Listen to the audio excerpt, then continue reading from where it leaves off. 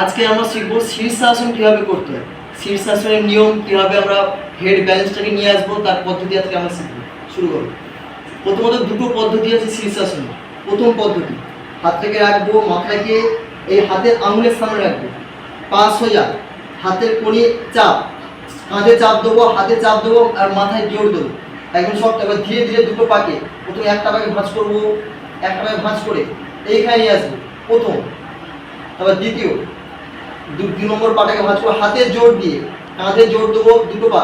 এবার ধীরে ধীরে চাপ দিয়ে দুটো পাকে উপরে দিয়ে সোজা করবো, ব্যালেন্স রেখে।